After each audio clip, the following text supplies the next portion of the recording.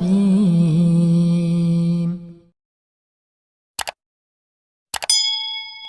Ustadz, ada hadis mengatakan wanita yang ikhlas di poligami balasannya surga jika sabar. Apakah berlaku hal yang sama jika istri yang menyuruh suaminya poligami dan tetap sabar? Jazakallah khair Ustadz. Assalamualaikum warahmatullahi wabarakatuh. Waalaikumsalam warahmatullahi wabarakatuh. Ustadz, ada hadis mengatakan wanita yang ikhlas di poligami balasannya surga jika sabar. Tuh, apa saya bilang?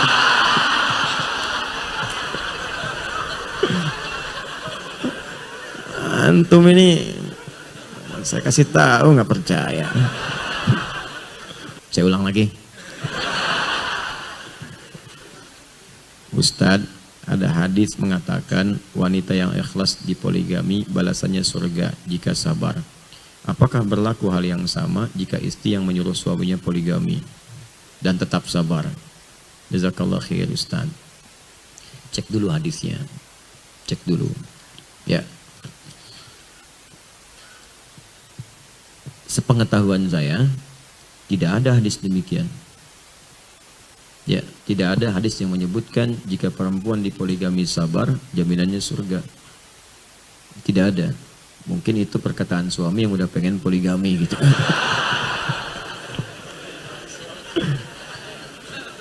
Ya. Saya belum pernah menemukan. Allahu a'lam kalau yang lain, mungkin keterbatasan ilmu saya.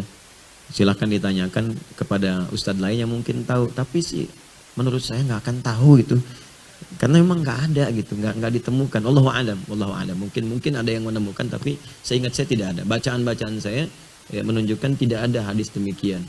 Ya, kalau hadis-hadis lain yang mungkin bisa ditafsirkan tafsiran lebih luas itu banyak. Misal di At-Tirmidzi ada hadis yang disahihkan juga oleh Syekh Al-Albani ya, dalam silsilah hadisnya yang sahih, yang shagirnya, nomor hadis 660. Bunyinya begini. Qala sallallahu alaihi wasallam, "Idza shallatil mar'atu sholataha wa shamat shamaha wa hafizat farjaha wa ata'at zawjaha, qila laha yaumal qiyamati udkhulil jannata min haitsu syi'ti." Jika ada seorang istri menunaikan salat fardu saja selama hidupnya, enggak pernah salat sunnah, fardu aja. Kemudian puasanya fardu juga, Ramadan aja, yang lain tidak. Tapi dia sanggup menjaga kehormatan dirinya. Hafizat farja, enggak selingkuh, macam-macam. Ya. Wa ata'at zawjaha, dan menaati suaminya ketika dia meminta yang baik-baik, yang dibenarkan oleh Allah. Itu. Ini diantara tafsir di Quran surah ke-4. An-Nisa ayat 34. Yang paling kiri sebelah atas di mushaf. Saya langsung masuk ke bagian perempuannya. Fassalihatu, pertengahan ayatnya, qanitatun hafizatun lil ghaibi bima hafizallah. Di sini Allah membagi kewajiban laki-laki dengan perempuan, suami dan istri. Kalau suami di awal ayat, ar-rijalu qawwamuna 'alan nisa bima faddalallahu ba'dahum 'ala ba'din wa bima anfaqu min amwalihim. Kewajiban suami kata Allah menjadi pemimpin di rumah tangganya, arahkan istri dengan baik. Kemudian dari situ saya berikan bekal kata Allah untuk mencari nafkah. Di pencarian nafkah itu diberikan oleh Allah bekalnya kepada laki-laki. Punya kemampuan. Jadi kalau keluar, nafkah datang. Nafkah itu harta yang didapatkan nanti untuk bisa diberikan cukup untuk keluarga. Di apa yang dibawa itu akan cukup untuk keluarga. Ya, beda dengan perempuan sendiri mencari pekerjaan, bukan disebut nafkah. Makanya ketika dapat sesuatu hanya cukup untuk dirinya. Walaupun dibagi, ya kemungkinan akan ada persoalan di rumah tangganya. Tapi nafkah tidak. Kemudian sifat kepemimpinan ada di laki-laki. Ya, diberikan bakat di situ, bakat untuk memimpin, walaupun kerjasamanya dengan istri. Tapi jiwa kepemimpinannya, pengayomnya ada di laki-laki. Ya. Nah, istri kewajibannya dua juga. Fasalihatu, perempuan yang salihah, qanitatun. Nah ini maksudnya, taat pada Allah dengan cara menaati suami pada yang baik-baik. Di sini tafsir hadisnya. Jadi kalau suami minta pada yang baik-baik, yang dibenarkan Allah. Jadi ukuran kebaikannya qanitat, yang Allah benarkan. Qanit itu taat pada Allah dengan khusyuk.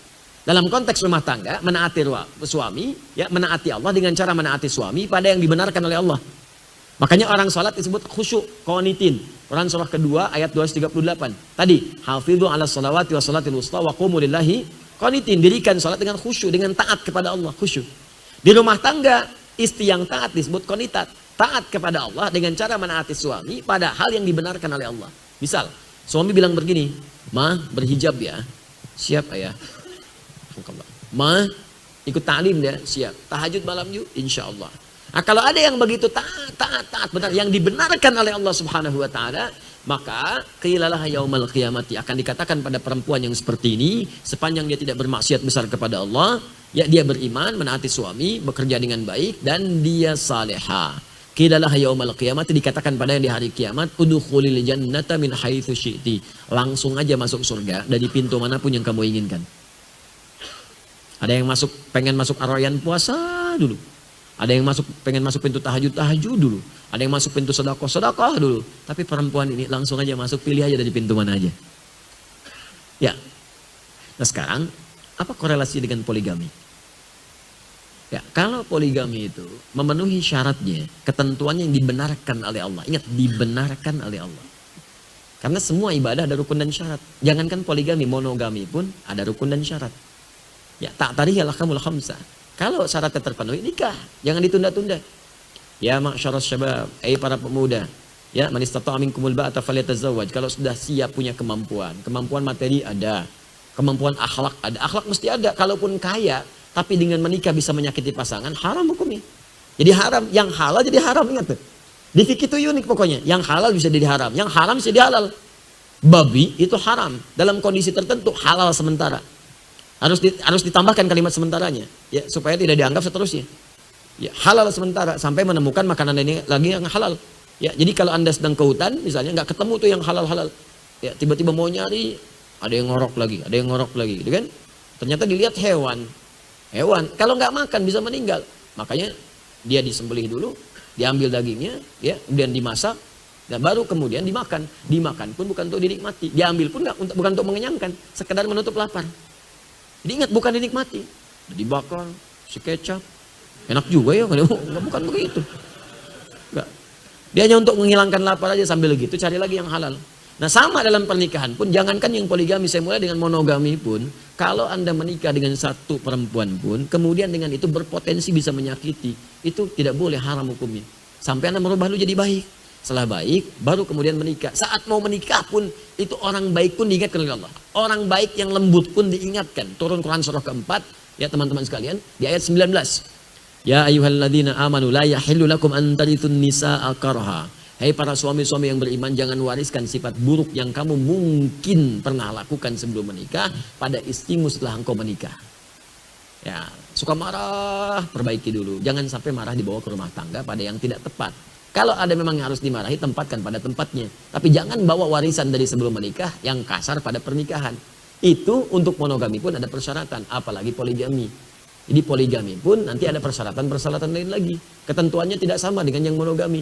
Ada keadilan bukan keadilan biasa. Adil dalam memberikan perhatian. Ada tuntutan untuk menjadikan Anda berpoligami. Ya misal apa tuntutannya? Nah, ada tuntutan terkait dengan fisikal, ya misal ada penyakit tertentu, ya belum ada keturunan, atau tuntutan dalam sosial, ada pekerjaan yang berat dalam yang dikerjakan, merawat banyak anak yatim. Kalau sendirian tidak terawat misalnya, Anda bisa diskusi. Itu pun kemudian ngobrol dulu. Tadi zauj, pasangan ngobrol, jangan sembunyi-sembunyi. Nikah dong, yang gentle bicara. Pada istri bicara, ngobrol, ajak bicara. Rumah tangga itu kan supaya tenang. Anda sembunyi-sembunyi artinya nggak tenang. Dan biasanya yang sembunyi-sembunyi itu cenderung gelisah. Kalau gelisah nanti mengumpulkan dosa. Papa kemana? Mau meeting dulu mah? Meeting. Ya, ada pertemuan-pertemuan. Ya kenapa kemudian jadi diabstrakkan? Kalau ada hasrat untuk poligami, cerita, diskusi. Apa alasannya, ngobrol. Terus bahas bareng-bareng fikihnya. Istri membahas, suami bahas. Ngobrol, ajak bareng. Mah, ini keutamaannya mah. Pekerjaan papa sedang begini. Bagaimana menurut mama? Ya, dengan bahasa yang halus. Mah, anak yatim kita makin banyak ya mah. Iya Pak, alhamdulillah. Mama kira-kira bagaimana kita nanti di surga kalau kita diperkenankan? Insya Allah Pak, mudah-mudahan bertetangga dengan Rasulullah. Iya mah, ini makin banyak mah, terawat nggak sendiri? Mama juga udah merasa capek sih Pak, sendiri ini nggak sanggup nih. Iya mah, kalau ada temannya mungkin akan lebih ringan gitu. Maksudnya Pak, ya yuk kita buka fikihnya, lihat. Ini mah ternyata ada di Quran nih. An-Nisa ayat 3.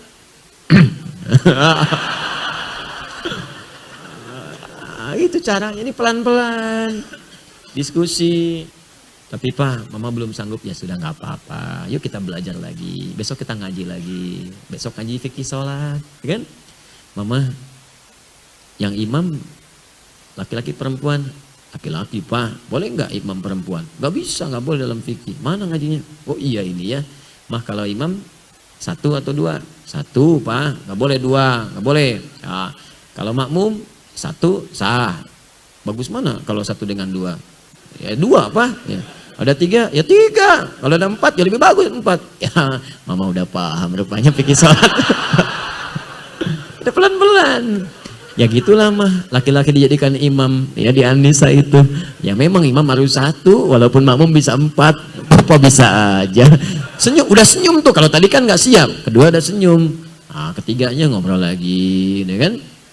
Nah, kadang-kadang lewat anak belajar hadis kan, berbuat baik pada siapa? Ibumu. Siapa lagi? Ibumu. Siapa lagi? Ibumu. Siapa lagi? Bapakmu, kan? Tanya anak, nah hadisnya sahih nggak? Sahih Pak. Ibu disebutkan berapa kali situ? 3 Pak. Bapak berapa? Sekali. Di bapak ada berapa? 1. Ibu berapa? 3. Kasih tahu Amma sana. Ini ngobrol. Kalau nggak cerita, ribut nanti malah. Jadi malah nggak dapat kedua-duanya. Akhirnya ribut. Yang pertama minta pisah. Yang kedua kecewa. Akhirnya nggak dapat siapapun. Capek rumah tangga itu. Ya, akhirnya nggak ada solusi. Dan yang paling parah akhirnya kemudian tersebar kemana-mana. Bikin tulisan, bikin ini, bikin itu. Ada layangan putus, ada ini, ada itu untuk apa gitu. Ya, dan kita doakan. Jangan menikmatilah persoalan rumah tangga orang. Nggak boleh.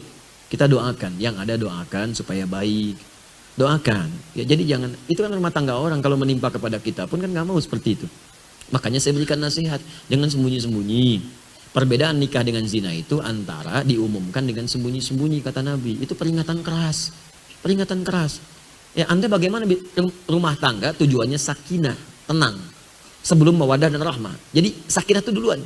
Quran surah 30 ayat 21. Wa min ayatihi an khalaqalakum min anfusikum azwaja litaskunu ilaiha wa ja'ala bainakum mawaddah wa mawaddah dan rahmah letaknya setelah sakinah. Sakinah duluan. Sebab mustahil ada mawaddah kalau nggak ada sakinah. Mawaddah itu diantara maknanya, dari kata akar maddah diantara maknanya. Maddah itu dari materi, dicinta itu bisa bersemi salah satunya dengan dorongan materi. Mahar ada materi, semakin banyak, semakin indah, semakin tenang. Hadiah pernikahan, ada hadiah, ada macam-macam, diberikan, ada cincin, ada gelang, ada Anda senang dengan materi. Makanya cinta itu kadang-kadang diantara faktor nampaknya materi. Ya gantengnya, kumisnya, tegaknya, dompetnya, kan? Ya, itu begitu. Tampilan materi. Tapi kalaupun kaya tapi nggak ada ketenangan, gelisah, nggak enak. Sakinah itu tenang. Coba deh ibu pilih di belakang.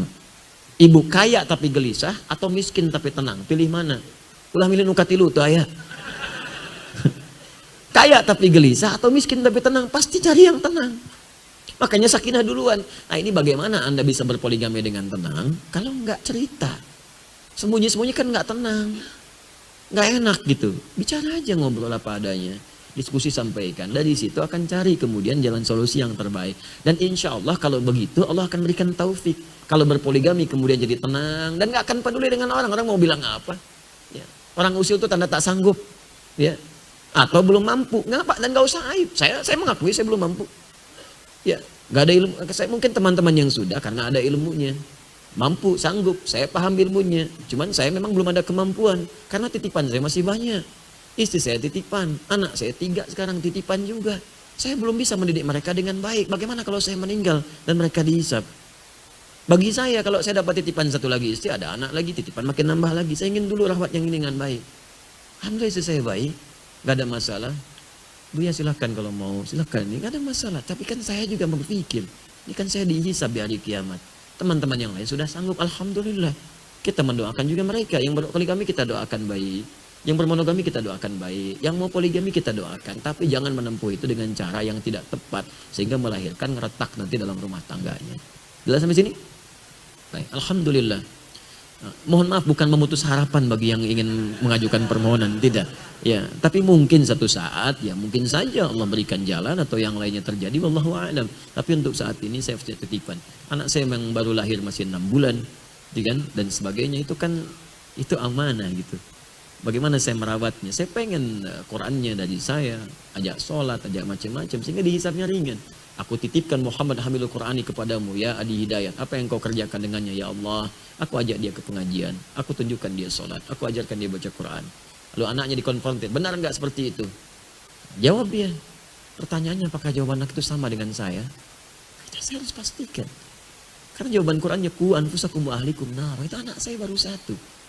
Belum yang kedua, belum yang ketiga, belum istri saya. Belum saya anak dari seorang ibu, dari seorang ayah. Saya masih punya banyak tugas. Ya, karena itu ya kita berpikir untuk akhirat, jangan cuma dunia kita pikirkan. Dan poligami pun ketika turun untuk menjamin kemaslahatan akhirat. Dan untuk bisa mengangkat derajat perempuan.